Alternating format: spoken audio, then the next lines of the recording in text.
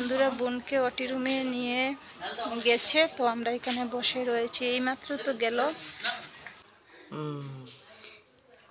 ঠিকও আছে, আলো লাগিয়েছে। ও কোন ছাইয়া দেখলেই নি তুমি। গুড মর্নিং বন্ধুরা, সবাই কেমন আছে? আশা করি ভালো আছে, আর আমিও ভালো আছি। আর এই দেখো সকাল সকাল উঠি রান্না শুরু করে দিয়েছি।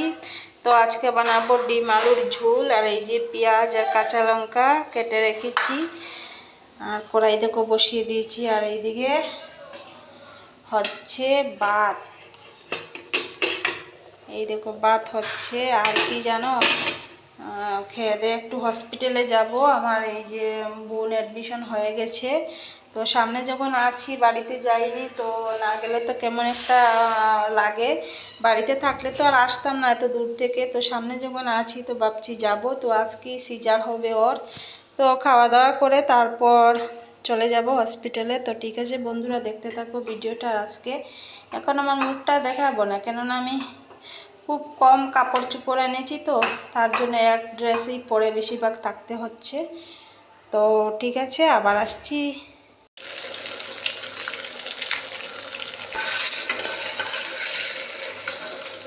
তো ডিম ভাজা হয়ে গেছে।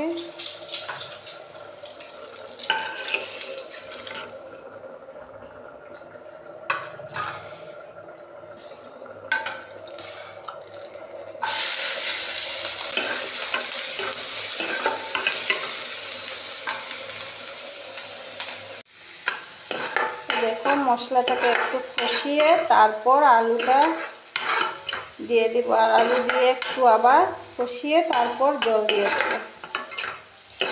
আর তেলটা কিন্তু খুব কম দিয়েছি, আমি তেল খাই সবসময় কম। আলুটা দিয়ে দিলাম,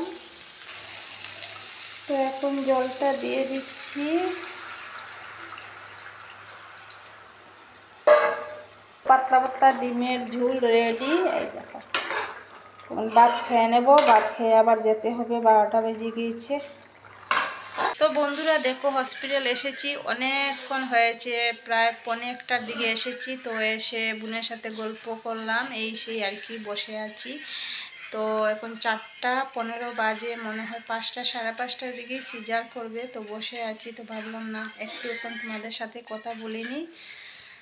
এই যে দেখো আমার বোন বসে আছে, এই যে বেনি টেনি করে দিলাম একটু ক্রিম ট্রিম মাখিয়ে।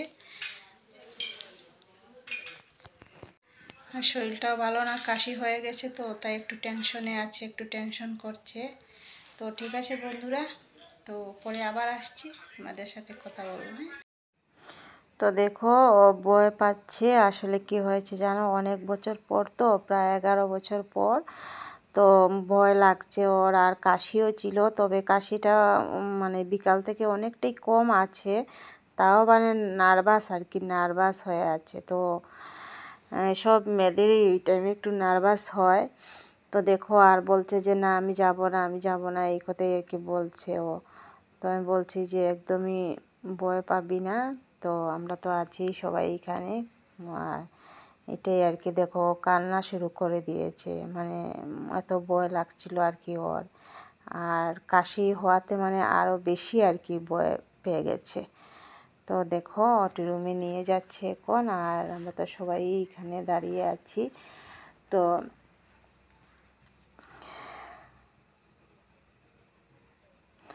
তো দেখো দরজা লাগিয়ে দিল, আমাদেরকে বললো যে তোমরা এখান থেকে সরে যাও। তো আমরা একটু দূরে গিয়ে এখানেই বসেছিলাম, তাও আমি দেখো ক্যামেরাটা নিয়ে এইদিকে মানে দরজা পর্যন্ত চলে এসেছি আর কি, যে না দেখি।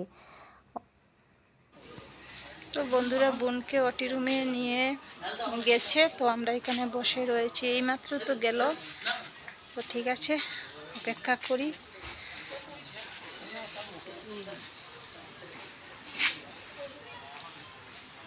6:34 বাজে, 6:33-এ নিয়েছে, এখন বাজে 6:34।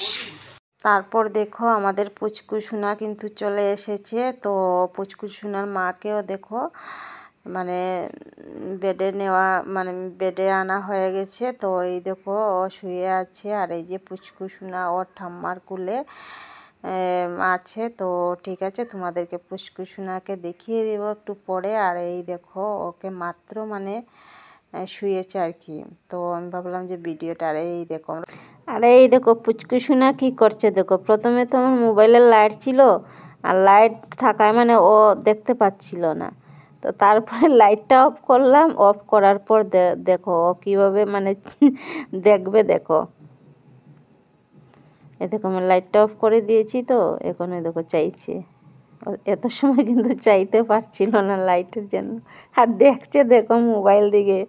মানে কি মানে মনে মনে ভাবছে যে এটা কি আমার সামনে। দেখো কি ভদ্র শান্ত।